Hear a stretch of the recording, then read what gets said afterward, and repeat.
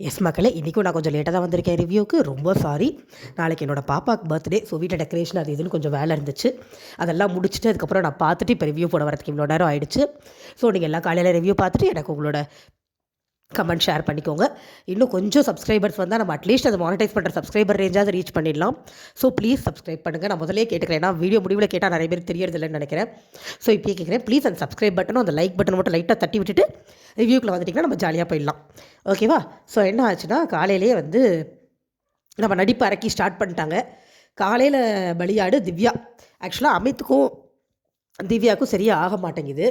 ஏன்னா திவ்யா வந்து அமித்தோட கேப்டன்ஸ் நலன்னு போட்டு கொடுத்துட்டாங்க. அதில் அமித் காண்டில் இருக்கார். அதனால் திவ்யா பற்றி புறணி பேசுகிறது அமித்துக்கு ஜாலியாக இருக்கிறனால உட்காந்து கேட்டுட்ருக்காரு.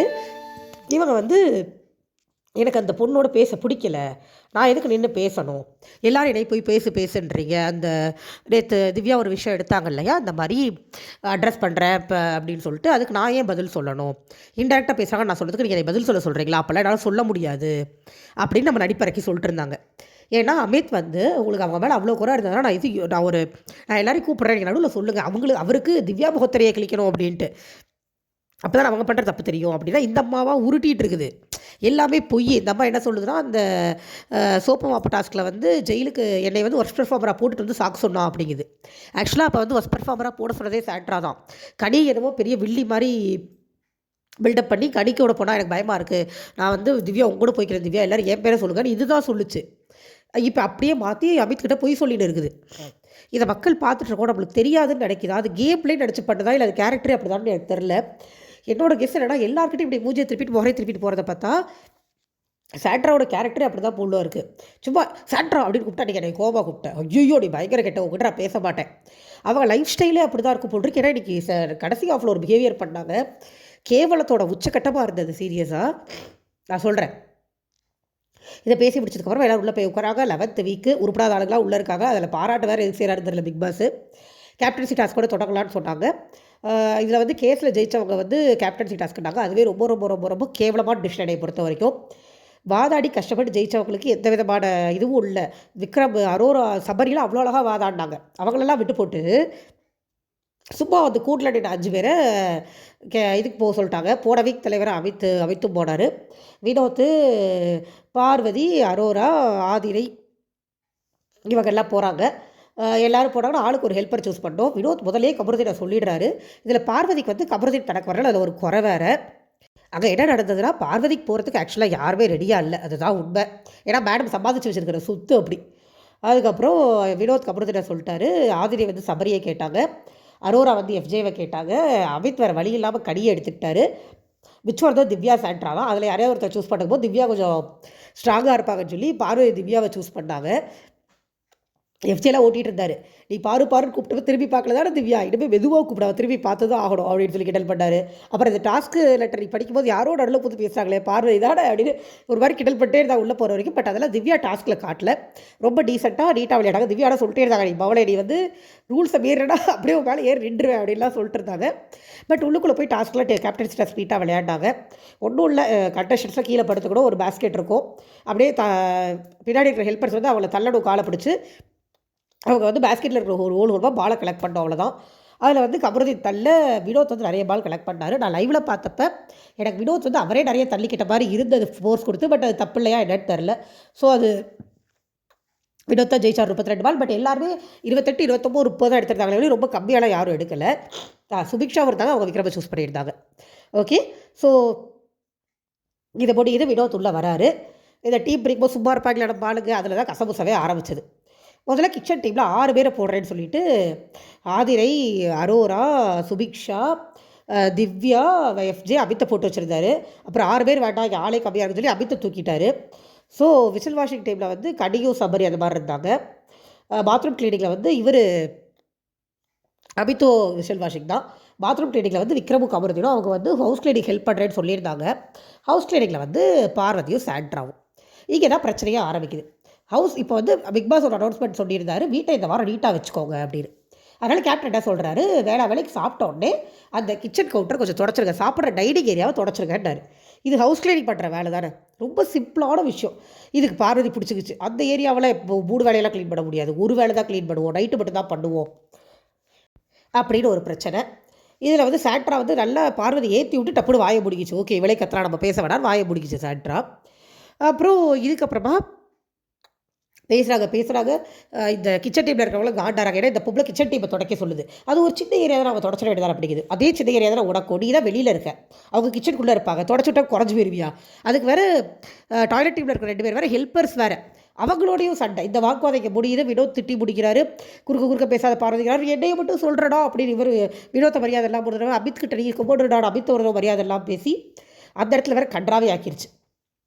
அதுக்கப்புறம் ஹெல்ப் பண்ணுறேன்னு சொன்ன விக்ரம் கிட்டேயோ கமருதேன்ட்டையோ விக்ரம் கிட்ட மெயினாக போய் நீ லிவிங் ஏரியாவெல்லாம் பண்ண வேண்டாம், அது ரொம்ப ஈஸி, நீ பெரிய ஏரியா எடுத்துக்கோ அப்படிங்குது.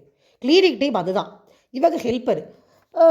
இவர் விக்ரம் பற்றி இல்லை நான் லிவிங் ஏரியா நான் பண்ணுறேன், நாங்கள் ஃபுல்லாகவே அதை பண்ணிக்கிறோம், நீ வீதியை பண்ணு அப்படின்னா அதெல்லாம் முடியாது, நீங்கள் நான் சொல்கிறது தான் பண்ணும் அப்படிங்குது.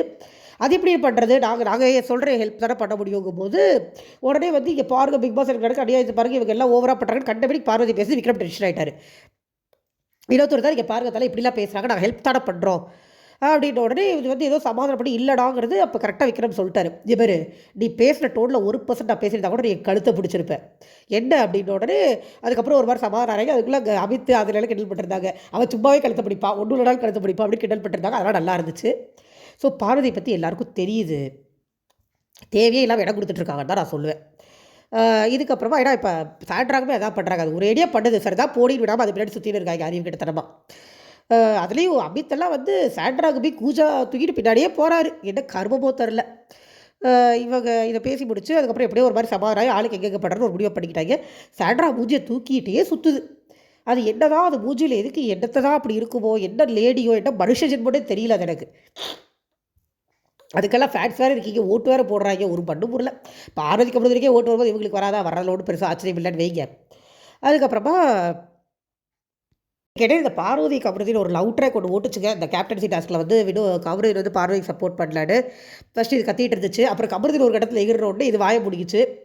சாண்ட்ரா சொன்னாங்க எனக்கு சப்போர்ட்டே பண்ணுறதில்லன்னு சொன்னாங்க அப்படின்னு ஒரு உருட்டு விட்டுச்சு. உடனே கமருதீன் இந்த பேச்சில் என்கிட்ட பேசிட்டு வராத, ஒழுங்காக பேசுகிறா பேசி இல்லாட்டி போன்னு சொல்ல. அப்புறம் அப்படி இப்படி அந்த லவ் பேர்ட் சமாதானம் ஆயிடுச்சுங்க கடைசியில். ஐடிக்கலாம் பெருசாக லைவ் பார்க்கல, 1 ஹவர் பார்த்தது அப்புறம் அங்கங்கே பார்த்தது வச்சு தான் சொல்கிறேன். அப்புறம் கடைசியாக இந்த சமையல் பிரச்சனை, இந்த கப்பை கழுவி வைங்கன்னு ஒரு தடவைக்கு 300 தடவை அந்த வீட்டில் சொல்கிறாங்க, நம்மளே பார்த்துருக்கோம். இப்போ கேப்டன்ஸை டிஸ்கஸ் பண்ணப்போ கடி அட்ரஸ் பண்ணாங்க, பார்த்தா நம்ம சாண்ட்ரா மேடம் கப்பை அப்படியே ஒட்டிட்டு போயிருக்குது. அது காரணம் சொல்லுது பாருங்கள், வந்து வினோத் கூப்பிட்றாரு வந்து கழுவுக்காடு, அங்கே கொத்தமல்லி கழுவிட்டு இருந்தாங்க, நான் தான் வச்சுட்டு போயிட்டேன். கொத்தமல்லி கழுவி முடிட்டு வரைக்கும் பின்னாடி நின்று அதை கழுவிட்டு போனால் கிரீடம் இறங்கி தலையில் விழுந்துருமா. இதுக்கு முன்னாடி ஒரு படிச்சுங்க, வீடு ஒரு இடத்துல குப்பையாக இருக்குது, அதையும் பார்வதி கூப்பிட்டு இந்த ஒரு இடத்த மட்டும் க்ளீன் பண்ணியிருக்காங்க. அதாவது ஃப்ரிட்ஜில் அப்போ தான் அடிக்கிருக்காங்க காய்கறி, ஹவுஸ் கிளீனிங் தான் அதை பண்ணணும், க்ளீன் பண்ணுறா பண்ண மாட்டேன் பெரிய பிள்ளைக்கு மாதிரி பிள்ளைக்கிட்டு போயிடுச்சு சாண்ட்ரா. அப்புறம் பார்வதி புலம்பிட்டே பண்ணுறாங்க, அந்த கிச்சன் டீமே அதை பண்ணியிருக்கலாம், ஏமா கிச்சன் டீமே க்ளீன் பண்ணால் நீ போய் குக் பண்ணுறியா அப்படிங்கிற மாதிரி தான் இருந்தது. இதுங்க பேசுகிறதுல ஒரு லாஜிக்குள்ளே இதுங்களுக்கு முட்டு கொடுக்குறது கேம்னு ஒரு கேவலமான கூட்டம் வேறு கரும்பு ஒன்றும் சொல்கிறதுக்கு இல்லை. வந்து கழுவுறாங்க, வந்து கழுவ சொல்கிறாங்க. அது வந்து அப்போ கடி வந்து ரொம்ப தெளிவாக சொல்கிறாங்க, நான் மத்தியானமே அட்ரஸ் பண்ணேன் இல்லை கப்பை அப்படி வச்சுட்டு போக வேண்டாம், அதை தான் சொன்னேன், வேறு ஒன்றும் இல்லைடா. இது பெரிய பிடிக்க மாதிரி மூஞ்சி காமியே போது கடி டென்ஷன் ஆகிட்டாங்க. ஏன்னா இது முதல் தடவை நடக்கலை, இதை நாங்கள் மென்ஷன் பண்ணணும்னு நினைக்கிறேன். ஏற்கனவே ஒரு தடவை இந்த பைக் வந்து போடலான்னு அனௌன்ஸ்மெண்ட் வந்தால் அவங்க வந்து எல்லாரை பற்றியும் 2 நல்ல விஷயம் சொல்லணும் அமித் ஒரு ரூல்ஸ் இன்ட்ரடியூஸ் பண்ணார். அதை பண்ணும்போது இவங்க போய் சாண்ட்ராக் சொல்லியிருக்காங்க, அந்த பொம்பளை அப்போயே அப்படியே கண்ணாடி பற்றி இவங்க பக்கமே திரும்ப ஓவர ஆட்டிடியூட் காமிச்சிருந்துருக்குது. இப்போயும் அதை தான் பண்ணுச்சு, அதை கடி டென்ஷன் ஆகி சி இதெல்லாம் ஒரு குணமா அப்படிங்கிற மாதிரி இதெல்லாம் ஒரு செயலான்னு சொல்லிட்டாங்க. அதே இது பொம்பளை கேட்டுச்சு, சீன்னு சொல்லிட்டாங்க, அது ரொம்ப கேவலமான லாங்குவேஜாக. அதாவது திவ்யா ஒன்று சொன்னாங்கல்ல, அதுதான் ட்ரை பண்ணுது கமருதீன் வந்து திவ்யாவை வந்து தப்பான லாங்குவேஜில் பேசிட்டாருன்னு சொல்லி ரோஸ்ட் விழுந்ததில்ல, அந்த மாதிரி கடிக்கு ரோஸ்ட் விழுக வைக்கணும்னு இந்த பட்டாட ஒன்று ட்ரை பண்ணுது. ஐயோ எனக்கு மரியாதை கொடுக்கவே தோணல, அவ்வளோ சீப்பு சாண்ட்ரா, என்னை சீன்னு சொல்லிட்டாங்கன்னு போய் உட்காந்து அவ்வளோ ஒப்பாரி வைக்குது. கடி அவர் கரெக்டாக யாரோ கேட்டாங்க, சுபிக்ஷா கேட்டாங்க, கடி கேட்டாங்க பேசுகிறாங்க, நீங்கள் ஏன் பதில் சொல்லடா, அவங்கள பார்த்து எனக்கு பதில் சொல்லணும்னு இல்லை அப்படிங்குது. அந்த வீட்டில் ஒருத்தர் பேசினா நீ மூஞ்சியை பார்த்து பதில் சொல்லணும், நீ சொல்லலைன்னா நீ திமிரு பிடிச்சவன், உடைய திமிரு பிடிச்சவன்னு சொல்லுவாங்க, நீ திமிரு காமிச்சேன்னா அந்த பேரை வாங்கிக்கோ. நான் திமிரு காமிப்பேன் என்னை நல்லவன் சொல்லணும்னு எப்படி எதிர்பார்க்கலாம், எனக்கு புரியவே இல்லை. இதில் அமித் ஒரு கூஜா எதுக்கு சுபிக்ஷா உட்காந்து அங்கே பேசியிருந்தாங்கன்னு எனக்கு தெரியவே இல்லை. சுபிக்ஷாவுக்கு இருக்கிற கொஞ்சம் நெஞ்சம் நல்ல பேர் போயிடும் சாண்ட்ரா கிட்ட போனாங்கன்னா. அமித் வினோத் வந்து எக்ஸ்பிரஸ் பண்ண ட்ரை பண்ணாது, உங்கள் வீடு இல்லைங்க, இது பிக் பாஸ் வீடு, அதை தான் அவர் சொல்ல வரார். பாவம் அவருக்கு தெளிவாக வேர்ட்ஸ் கொடுத்து சொல்ல தெரியல. நீங்கள் ஒருத்தர் பேசி தான் அவனை மூஞ்சி பார்த்தா ஆகணும்னா நீங்கள் சொல்கிறதே எனக்கு புரியல அப்படின்னு வினோத் அமுச்சு விட்டுருச்சு. நாயே பேசணும் நீ அந்த வீட்டில் தான் இருக்க. நீ அப்படி எல்லாரையும் அவாய்ட் பண்ணிட்டு உனக்கு பிடிச்சவங்க கூட மட்டும் பேசிட்டு போக முடியாது. கனி நல்லா புலப்படாங்க இவங்ககிட்ட பேசுறது எனக்கு என்ன ஆசை, நான் வெளியில் போனால் இது மூஞ்சி கூட பார்க்க மாட்டேன். ஆமாம், சாண்ட்ராவோட கனி பெரிய ஆள் தான், பெரிய டேரக்டரோட பொண்ணு அவங்க, பெரிய டேரக்டரோட ஒய்ஃப் அவங்க. இவக்கிட்டலாம் அவமானப்படுறது அவங்களுக்கு தலையெழுத்தா? இவன் ஃபீல்ட் அவுட் ஆகி போய் சான்ஸ் கிடைக்காம பிச்சை எடுத்து உட்காந்துருக்கிறவன் எனக்கு நல்லா வாயில் வருது. அவ்வளோ திமுறாக ஆட்டிடியூட் காட்டுறான். அப்படி என்ன உனக்கு ஆட்டிடியூடு? எல்லாருக்கிட்டையும் ஆட்டிடியூடு. திவ்யாட்ட ஆட்டிடியூடு, கனிட்ட ஆட்டிடியூடு, விக்ரம் ஆட்டிடியூடு, மூஞ்சி 7 முழக்கம் தூக்கி வச்சுக்கிட்டு இவன் பெரிய பிடிக்க மாதிரி இவன் பின்னாடி சுற்றுறதுக்கு ஒரு கூட்டம் வேறு அந்த வீட்டில். மகள் எனக்கு பயங்கர காண்டாகுது. எனக்கு சத்தியமாக நீ கண்ட்ரோலில் பார்த்து செம்ம காண்டில் வந்தேன் நான். இன்றைக்கி எபிசோடு அவ்வளோதான், பெருசாக வேறு எதுவும் இல்லை. நம்ம நாளைக்கு ஏதாவது உருப்படியாக இருந்தால் சந்திப்போம். சாட்ரா இப்படியே இருந்தாங்கன்னா ஓட்டு வாங்கி கெட்ட பேர் வாங்கிட்டே உள்ளே உட்காந்துருப்பாங்க. வெள்ளை தூக்கி போட்டு அவங்களுக்கு நல்லது, நம்மளுக்கும் நல்லது. என்ன பண்ண போகிறாங்கன்னு தெரியல, பார்க்கலாம். சப்போர்ட் பண்ணுங்கள், சப்ஸ்கிரைப் பண்ணுங்கள், லைக் பண்ணுங்கள், ஷேர் பண்ணுங்கள், கொஞ்சம் சப்போர்ட் பண்ணுங்கள் மக்களே. நம்ம ரிவ்யூ பிடிச்சிருந்ததுன்னா ப்ளீஸ் சப்போர்ட் பண்ணுங்கள். Thank you so much.